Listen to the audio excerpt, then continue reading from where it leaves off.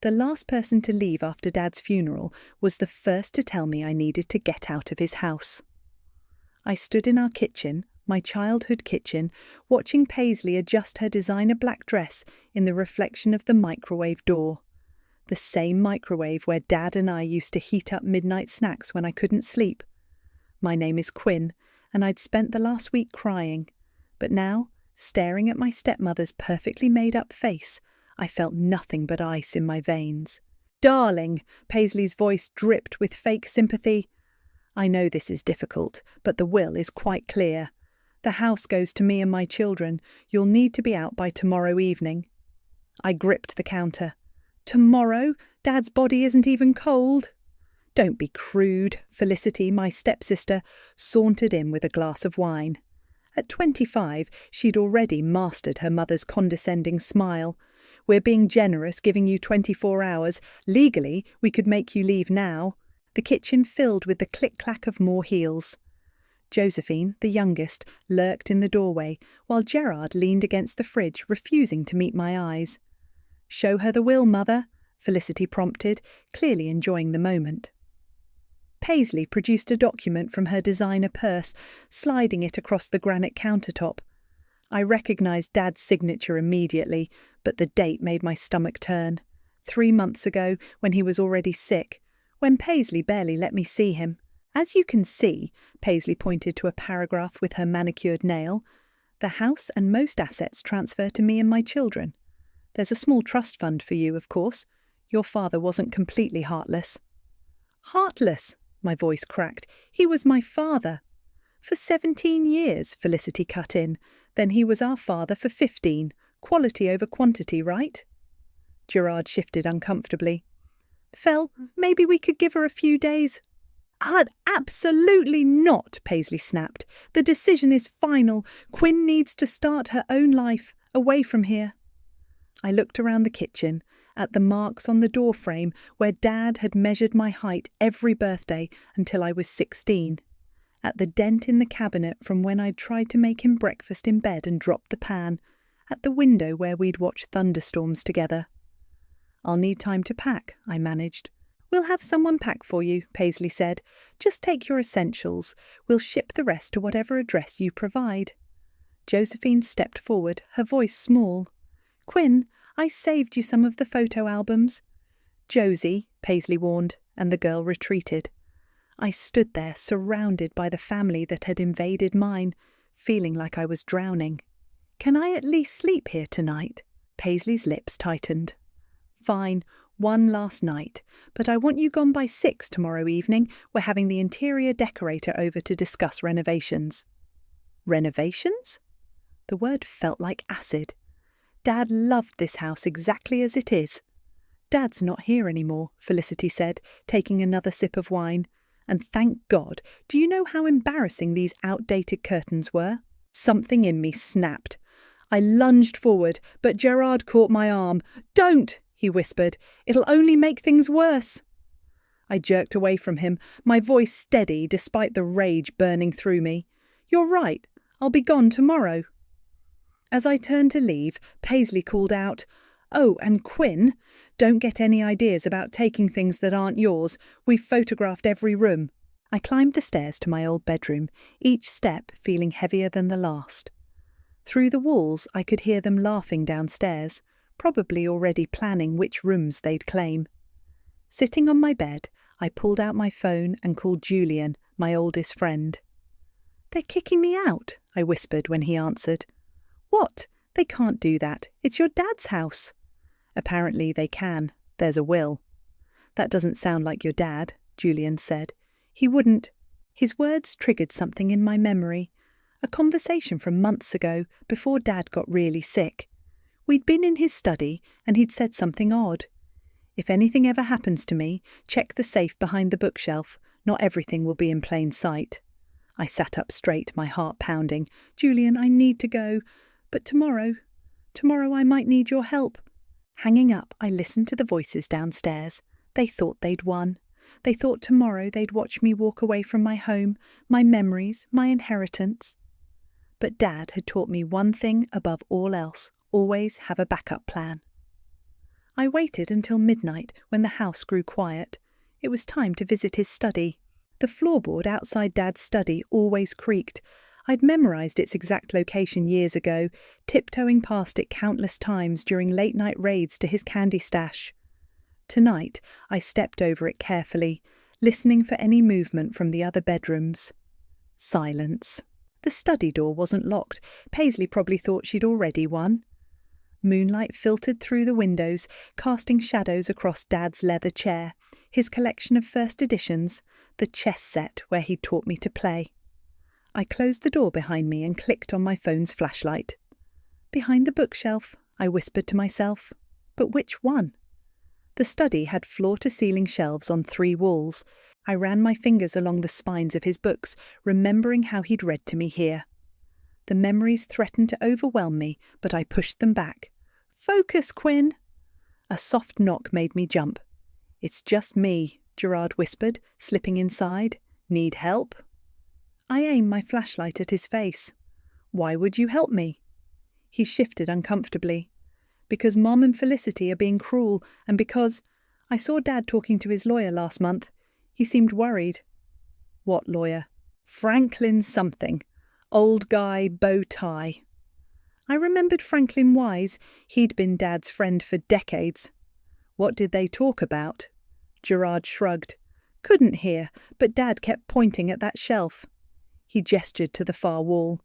"The one with all the poetry books." I moved to the shelf, examining it closely. The books were arranged perfectly. Too perfectly. "Help me pull it forward." Together, we gripped the edges of the shelf and pulled. It swung out like a door, revealing a small wall safe behind it.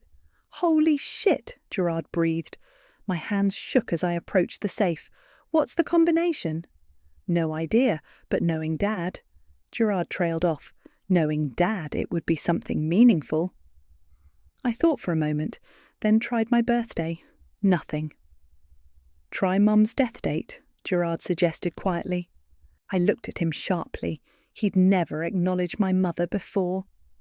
I entered the date, 03/17/05.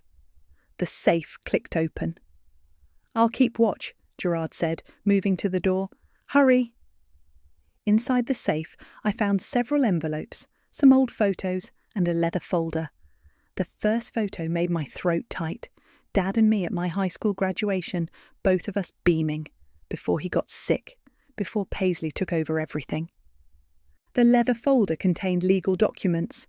I skimmed them quickly, my heart racing faster with each page. There it was, a codicil to his will, dated just 2 weeks before his death.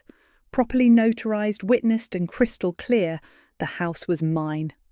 "Someone's coming!" Gerard hissed. I shoved everything back except the codicil, which I tucked into my pyjama pocket. We quickly pushed the bookshelf back into place. The door opened. Felicity stood there in her silk robe, eyebrows raised. Well, what's this?" "Couldn't sleep," I said smoothly. "Wanted to say goodbye to Dad's study." "With Gerard?" She smirked. "How touching. A little late-night bonding before you're kicked to the curb." Gerard stepped forward. "Leave it alone, Fel." "Does Mum know you're helping her?" Felicity's voice turned sharp. "Because I'm sure she'd be interested to hear about this little midnight meeting." "Go ahead, tell her," I said, walking past her. "I'm leaving tomorrow anyway, right?" Back in my room, I pulled out the codicil with trembling hands. I read it 3 times to be sure. Then I called Julian. "I need you to pick me up early tomorrow," I told him. "And I need Franklin Wise's number." "Already? It's not even dawn." "Trust me, things are about to get interesting." A soft knock interrupted me. Gerard again. "I didn't tell them what we found," he said, closing the door behind him. "But Quinn, be careful. Mum and Felicity, they can be vindictive." "I know." I studied his face. "Why did you help me?" He was quiet for a moment. "Because Dad talked about you all the time when they weren't around. He missed you, and because—" He hesitated. "Because what they're doing isn't right." "Thank you," I said, "but this might get ugly." "I know." He turned to leave, then stopped. "Whatever you found in that safe, make it count." I waited until his footsteps faded before pulling out my phone again. The codicil felt warm in my hand, like it was alive with possibility. They thought they could erase me from my own home, treat me like an unwanted houseguest. But Dad had left me one last gift: the power to fight back. I dialed Franklin's number, watching the sun rise outside my window. It was time to show them what happened when you underestimated John Perry's daughter. Franklin's office hadn't changed in 15 years. Same leather chairs, same brass desk lamp, same bow tie. He studied the codicil through his reading glasses while I sat across from him, trying not to fidget. "This is legitimate," he said finally. "Your father came to me directly, insisted on updating his will. He knew Paisley was influencing things." "Influencing?" I leaned forward. Franklin removed his glasses. "Your father discovered that Paisley had been meeting with another lawyer, Marcus Reed. She convinced your father to sign a new will when he was heavily medicated, the one she showed you yesterday." "That's illegal," Julian said from the chair beside me. "Highly unethical, certainly." Franklin pulled out another document. "I have proof of the meetings and the medication logs from your father's nurse, but your father didn't want a legal battle while he was sick. Instead, he made this codicil." My hands clenched. "So the house is mine?" "Legally, yes. The codicil supersedes the previous will. But Quinn—" He hesitated. "Paisley won't leave quietly." "Good," I said. "I don't want quiet." Julian touched my arm. "Quinn, maybe we should just present the codicil formally, let the lawyers handle it." I shook my head. They humiliated me at Dad's funeral, made me feel like a stranger in my own home. I want them to feel what that's like. Franklin's eyes twinkled. "Your father would appreciate the poetry of that. He always said you had his spine." "So what's our play?" Julian asked. I smiled. "They're having an interior decorator over at 6. Perfect time for a family meeting, don't you think?" Franklin nodded slowly. "I'll arrive at 6:30. That should give them time to get comfortable. But Quinn, be careful. People like Paisley, when they're cornered—" "They bite," I finished. "I'm counting on it." Back in Julian's car, he turned to me. "You're enjoying this a little too much. You didn't see Felicity's face when she told me to get out, or hear Paisley talking about renovating Dad's study before he was even buried. I get it, but revenge isn't always—" "This isn't just revenge," I cut him off. "This is justice. Dad wanted me to have the house. They tried to steal it." "Okay." He started the car. "What do you need me to do?" "I need you to help me set up some cameras. If they're going to show their true colours, I want it on record." We spent the next few hours buying small wireless cameras and hiding them strategically around the house. One in the living room, one in the kitchen, one in the foyer. I placed the last one in Dad's study myself. At 5:45, I heard cars pulling up. Paisley's voice drifted through the open windows, talking about paint samples and modern fixtures. I texted Julian, who was waiting nearby. "Showtime." Paisley's heels clicked across the foyer. "Quinn, why is your car still here?" I emerged from the kitchen, smiling. "Just finishing up some packing. Don't mind me." Felicity appeared, followed by an elegant woman carrying fabric swatches. "Mother, shouldn't she be gone by now?" "I'm leaving soon," I said sweetly. "Just waiting for a meeting." "Meeting?" Paisley's eyes narrowed. "What meeting?" "Oh, didn't I mention? Dad's lawyer is stopping by." The colour drained from Paisley's face. "Which lawyer?" "Franklin Wise. Remember him? Dad's friend of 30 years. Felicity stepped forward. "Whatever you're planning." The doorbell rang. Gerard opened it, revealing Franklin in his signature bow tie. "Good evening, everyone," he said pleasantly. "I believe we have some business to discuss." "We have nothing to discuss," Paisley snapped. "I have the will right here." "Ah, yes, the will drafted by Marcus Reed." Franklin's voice hardened. "Interesting timing on that, given your husband's medication schedule." The interior decorator looked uncomfortable. "Perhaps I should come back another time." "No," I said, pulling out the codicil. "I think you should stay. After all, we need to discuss who actually has the authority to renovate this house." Paisley's face went from white to red. What is that? This. I held up the document.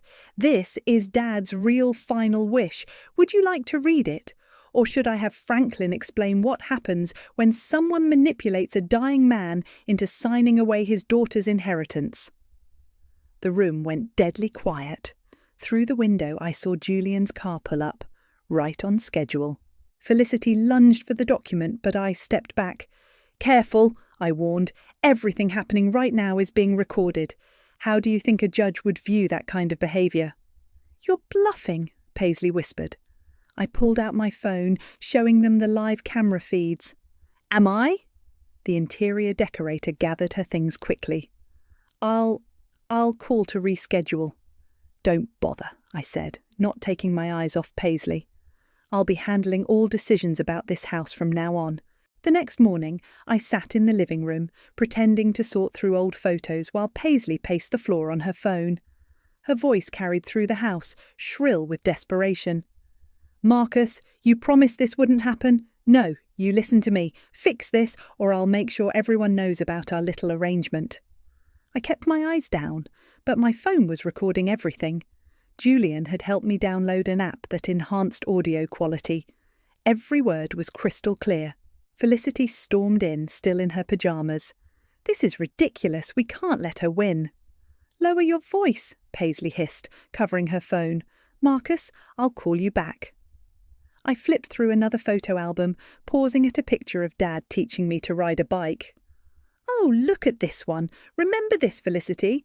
Oh, wait, you weren't here yet." "Enjoy it while you can," Felicity spat. "We're contesting the codicil." "With what evidence?" I looked up innocently. "The part where you manipulated Dad while he was on morphine, or the part where you kept me from seeing him those last weeks?"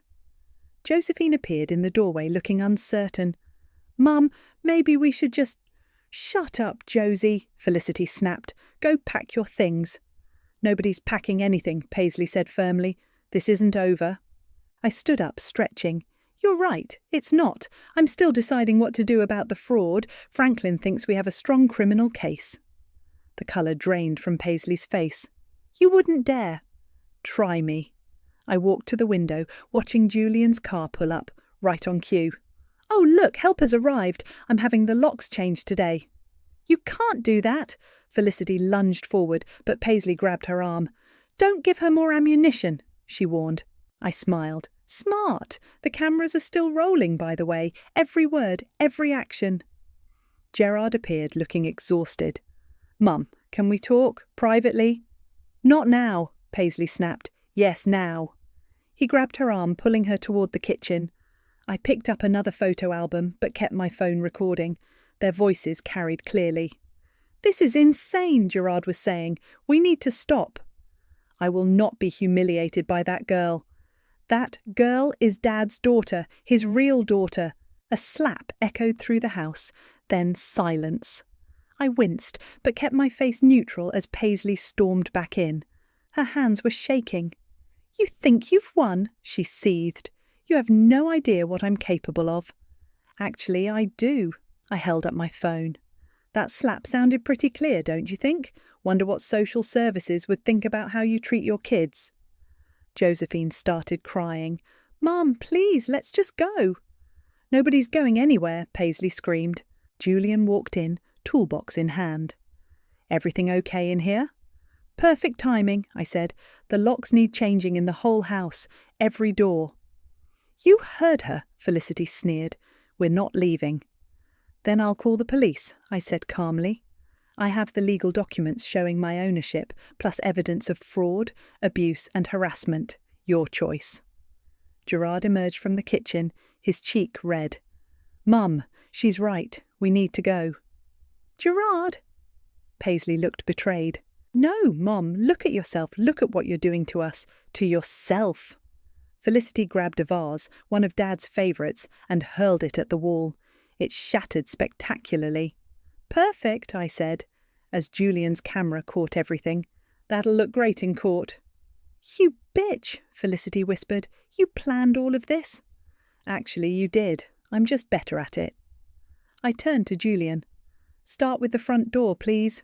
Paisley's shoulders sagged suddenly. She looked older, defeated. Fine, you want the house? Keep it, but don't think this is over. Oh, I know it's not, I replied. But here's the difference. I have proof of everything you've done. Every scheme, every lie, every manipulation. One wrong move and it all goes public. How's that for leverage? Josephine touched my arm. Quinn, please. I softened slightly. You can come get your things tomorrow, supervised, 1 hour each. How generous, Felicity spat. More generous than you deserve, Julian said, starting work on the locks. I watched them retreat upstairs, listening to their angry whispers and slammed doors. The house already felt different, lighter somehow. Gerard lingered behind. I'm sorry, he said quietly, about everything. I know. I touched his arm gently. You can come back too, just not with them. He nodded and followed his family upstairs. I sat back down with the photo albums, running my fingers over Dad's smiling face. See, I whispered, I told you I'd fix it. The sound of packing and cursing drifted down from above, but for the first time since Dad died, I felt at peace. The house was mine, justice was mine, and this was just the beginning. The next day, I sat in Dad's study while Franklin supervised the moving out process. Each family member had their designated hour, and Felicity was up first. The sounds of her stomping around upstairs made the chandelier shake. She's doing it on purpose, Julian muttered from his spot by the window. Let her, I said. Every tantrum is more evidence. A crash echoed from above, followed by Felicity's voice. Oops, was that Quinn's old cheerleading trophy? Franklin sighed. I'll add it to the list of damaged property. My phone buzzed. A text from Gerard. Mum's meeting with another lawyer, planning something big. Before I could respond, Paisley swept into the study, uninvited. We need to talk. Your hour isn't until 3, I said, not looking up from Dad's desk. This isn't about moving. She perched on the leather chair across from me. I have a proposal. Julian stepped closer, phone ready to record. Half? Paisley said. We split everything 50-50, the house, the assets, everything. I laughed. You're not in a position to negotiate. No, she leaned forward. What if I told you there are things about your father you don't know, things that could damage his reputation? The room went quiet except for Felicity's continued stomping upstairs. Are you threatening to slander my dead father? I kept my voice steady. I'm offering you a chance to protect his memory. Paisley's smile was razor sharp. Those last months he was confused, said things, wrote things. Would be a shame if those ramblings became public. Franklin cleared his throat. Mrs. Perry, I advise you to consider your next words carefully. Stay out of this, Franklin. She turned back to me. What's it going to be, Quinn? Share the house or watch your father's legacy burn? I opened Dad's desk drawer slowly, pulled out a small recorder. Thank you for that confession. Want to add attempted blackmail to the fraud charges? Her face contorted. You little... Mother! Gerard appeared in the doorway. Stop, please. Always taking her side, she hissed. No, he said firmly. I'm trying to stop you from making things worse. We already lost Dad. Don't make us lose everything else. Josephine appeared behind him, tears in her eyes. Mum, please, let's just go. A thud from upstairs made us all jump. Felicity appeared on the stairs, dragging a massive painting. If we can't have the house, we're taking grandmother's art. That stays, I stood up. Family heirlooms remain with the house. Family? Felicity laughed hysterically. You're not family, you're just the leftover from Dad's first marriage. Felicity, Gerard shouted, but she was on a roll. You think you've won? You think this makes you special? Dad only kept you around out of guilt. Everyone knows he loved us more. The room went deadly silent. Even Paisley looked shocked. I walked to Felicity slowly, calm and collected. You want to know what Dad really thought? Read this. I pulled out a letter from my pocket, one I'd found in the safe. His last words to me. Go ahead. Her hands shook as she read. Her face went from smug to pale. "What does it say?" Josephine whispered. Felicity crumpled the paper. "He's lying. He was sick. He didn't know—" "Read it," Gerard demanded, snatching the letter. His voice cracked as he read aloud. "My dearest Quinn, I'm sorry I let them push you away. Everything I built, everything I am, was always meant for you. They may have had my time, but you had my heart. Don't let them take what's yours. Love, Dad." Paisley grabbed the letter. "This proves nothing." "It proves everything," Franklin said quietly, "along with the videos, the recordings, and the medical records. Quinn, shall I call the police?" Josephine burst into tears. Gerard put his arm around her. "No," I said finally. "Just get out, all of you. Take your clothes, your personal items. Everything else stays." "You can't," Felicity started. I am. You have 30 minutes. Anything left behind gets donated." Paisley straightened her spine. "This isn't over." "Yes, it is." I sat back at Dad's desk. "Unless you want those fraud charges after all?" They filed out slowly, Felicity cursing, Paisley rigid with fury. Josephine paused at the door. "I'm sorry," she whispered. "I didn't know." "Go with them, Josie," I said gently. "But remember this feeling. Remember what happens when you follow the wrong people." Gerard was last. "The letter? Did he really write that?" I met his eyes. "What do you think?" He nodded slowly and left. Julian started a timer on his phone. 30 minutes. I looked around Dad's study at the empty spaces where Felicity had already grabbed things, but it didn't matter. The house was mine. His legacy was safe. And my revenge? It tasted exactly like justice. The house felt enormous that night. Every room echoed with emptiness, despite still being fully furnished. I wandered from space to space, touching familiar objects, trying to feel triumphant. Instead, I just felt hollow. The doorbell rang at midnight. I checked the security camera. Gerard stood on the porch, hands in his pockets. "You shouldn't be here," I said through the door. "I know, but I need to talk to you." I opened the door but blocked the entrance. "If Paisley sent you—" "She doesn't know I'm here." He looked exhausted. "Can I come in, please?" Against my better judgment, I stepped aside. We walked to the kitchen, where I'd already cleaned up all traces of them. Their coffee mugs, their fancy tea containers, their pretentious organic snacks. "Want some hot chocolate?" I asked. "Dad's secret recipe." "With the tiny marshmallows? Is there any other way?" For a moment it felt almost normal, like we were actually siblings who grew up together, not strangers forced into a family. "They're staying at the Marriott," he said, watching me heat the milk. "Felicity's having a meltdown. Mum's on her 4th glass of wine. Josephine won't stop crying." "Not my problem." "I know." He accepted the mug I handed him. "But Quinn, there's something you should know about the day Dad signed that will." I gripped my mug tighter. "I don't want to hear—" "You need to." His voice was firm. "I was there. Mum told me to keep you busy, to take you to lunch, remember?" I did remember. It had seemed so innocent at the time. "While we were gone, she brought Marcus to the hospital. He was having a bad day, really bad. The nurses had just given him morphine." "Stop," I whispered. "He kept asking for you, but Mum told him you were too busy, that you didn't want to see him. She made him think—" The mug slipped from my hands, shattering on the floor. Hot chocolate splashed everywhere.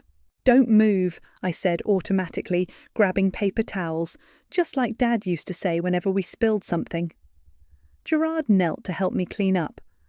"I should have told you then, but Mum, she has a way of making you feel like you're crazy for questioning her." "Why tell me now?" "Because I watched her destroy one family. I don't want to watch her destroy what's left of this one." I sat back on my heels, surrounded by ceramic shards. "There is no family left." "There could be." He met my eyes. "I'm not asking for them. I'm asking for me. And for Josephine. She's just a kid, Quinn. She doesn't understand any of this." "She's 18. "She's terrified. Mum's already talking about lawsuits, private investigators, digging up dirt on you and Dad." I stood up, throwing the paper towels away. "Let her try." Quinn, please, you won your house back. You proved Dad loved you most. Isn't that enough? Enough? I spun around. They tried to steal everything from me. They kept me from my dying father. I know. He stood too. And they were wrong. But this revenge, it's changing you. You're starting to sound like them. The words hit harder than I expected. Dad used to say something similar about Paisley. Bitterness changes people, Quinn, makes them ugly inside. My phone buzzed. A text from Josephine. I miss you. And Dad. I'm sorry. Gerard watched me read it. She means it, you know. She's different from them. Different enough to testify about what really happened with that will? He stepped back.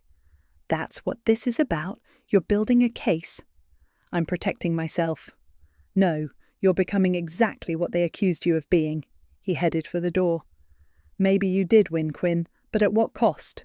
The door clicked shut behind him, leaving me alone in the huge house. I looked around the kitchen, at the broken mug, the spilled chocolate, the empty chairs where a family used to sit. My phone buzzed again. Julian. You okay? Need company? I started to type, I'm fine, but stopped. The truth was, I didn't feel fine. I felt powerful and empty all at once. Come over, I texted back. Bring ice cream. I walked to Dad's study, where his chess set still sat mid-game from our last match. I'd been so focused on winning, on getting revenge, I hadn't noticed what I was becoming. The question was, could I stop? My phone lit up with another text from Josephine. Can we talk? Just us? I stared at the message for a long time, remembering how young she was when she first came into our lives. How she used to follow me around, asking about makeup and boys. Tomorrow, I typed back, coffee shop on Main, just us. Sometimes I heard Dad's voice whisper, the hardest move in chess is knowing when to step back. The coffee shop was nearly empty when Josephine walked in. She looked smaller somehow, wearing an oversized sweater and none of her usual makeup. For a moment I saw the little girl who used to beg me to braid her hair. I didn't tell Mum I was coming, she said, sliding into the booth. Smart? I pushed a vanilla latte toward her, her favourite. You remembered. She wrapped her hands around the cup. Hard to forget. You used to steal sips of mine all the time. An uncomfortable silence fell between us. Through the window, I watched leaves scatter across the parking lot. They're saying terrible things about you, Josephine finally said. About Dad, too. I expected that. Felicity wants to sell stories to the local papers about Dad being abusive, about him playing favourites. Mum's encouraging it.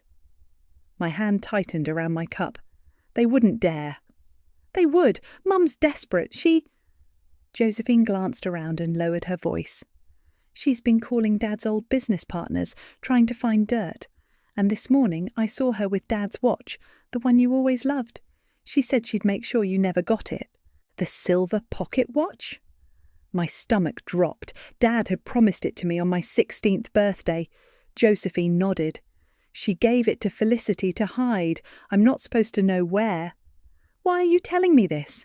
Her eyes filled with tears. Because it's wrong.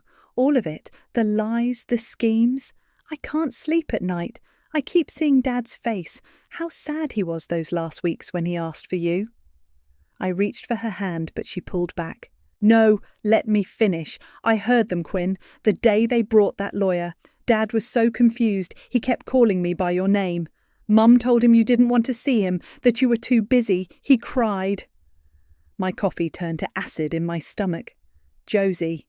I should have told you then, but Mum said it was for the best, that you'd abandoned us anyway.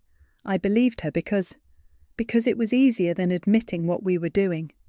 A notification popped up on my phone, a security alert from the house. Someone had triggered the back door sensor. I have to go. I stood up abruptly. Wait! Josephine grabbed my arm. There's more. Felicity hired someone. They're going to the house today, while you're here. I was already dialing Julian. Where's the watch, Josie? The old tree house in Dad's garden. Thank you. I headed for the door. Quinn? Her voice was small. I really am sorry. I know, kiddo. I managed a smile. Stay away from the house today, okay? Julian picked me up around the corner. We drove in tense silence until he said, "You called the police, right?" "Not yet. I want to catch them in the act." "That's crazy. They could be dangerous." "They're not. It's probably just Felicity being dramatic." I pointed to a car parked near my house. "See? That's her BMW." We parked down the street and approached quietly.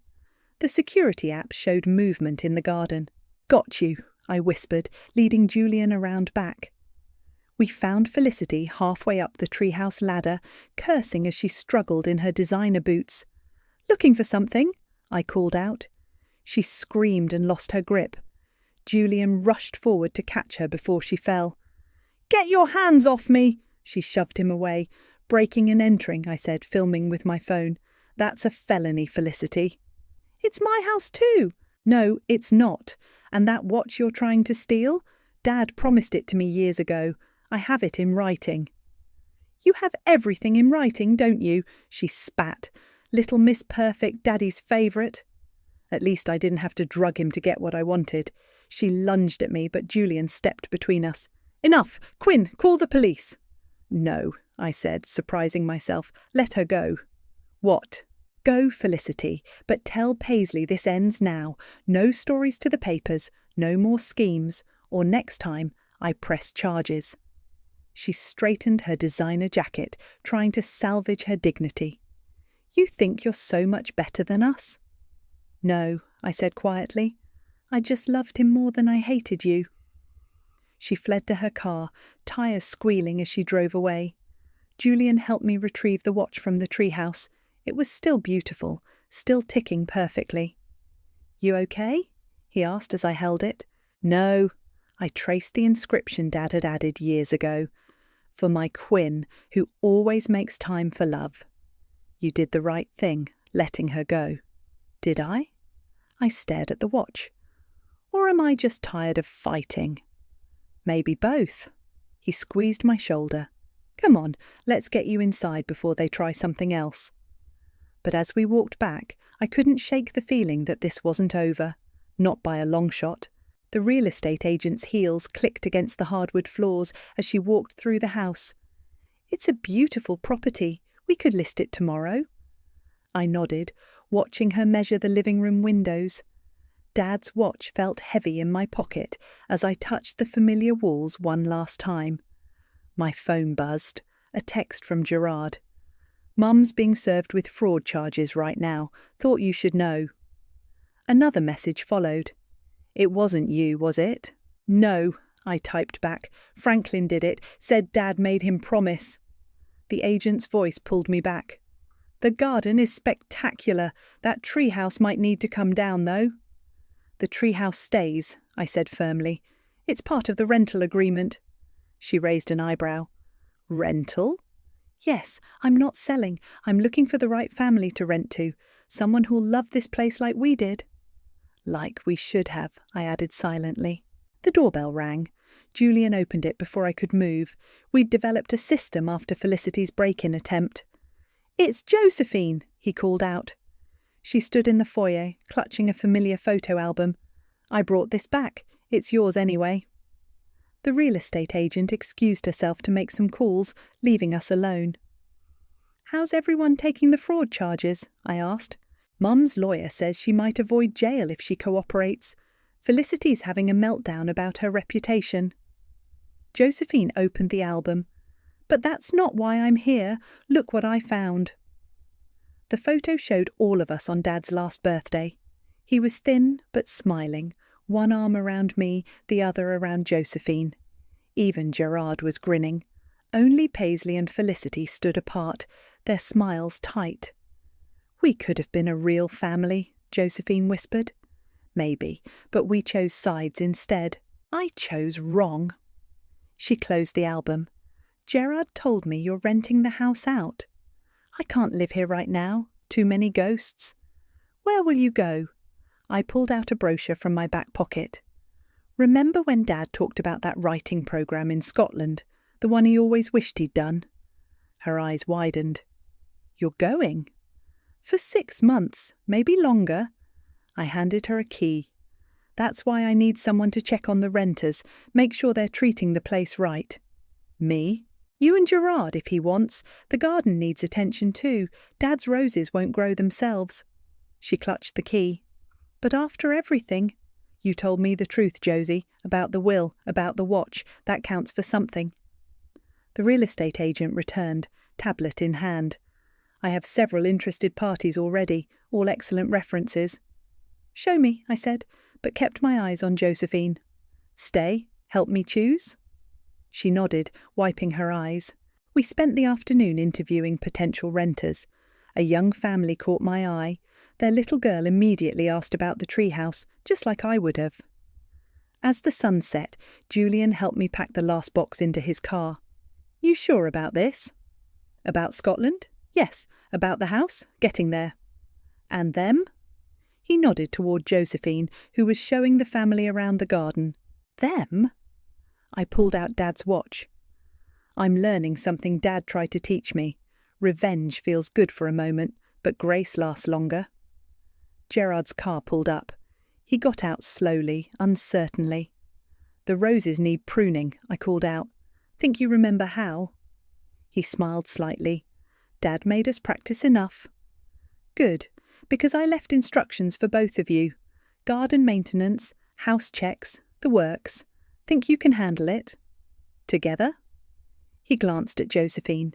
Together, she echoed, joining us. I handed Gerard a copy of the key. Don't make me regret this. We won't, they said in unison, sounding young again. Later, as Julian drove me home, I looked at the final text from Paisley. You'll regret this, all of it. I deleted it without responding. She'd lost everything that mattered. Her reputation, her social standing, her control. My revenge had worked perfectly. But watching Gerard and Josephine in the rearview mirror, standing together in Dad's garden, I realised something. The best revenge wasn't taking everything from Paisley. It was saving what I could of the family Dad had wanted us to be. I pulled out his watch one last time, running my fingers over the inscription. The glass face reflected the setting sun, and for a moment I swore I could see him smiling. Ready? Julian asked as we turned the corner. I tucked the watch away, feeling lighter than I had in months. Yeah, I think I finally am. The house disappeared behind us, but I wasn't afraid. Sometimes moving forward means letting go, not of the past, but of the anger that chains you to it. Dad taught me that too in the end.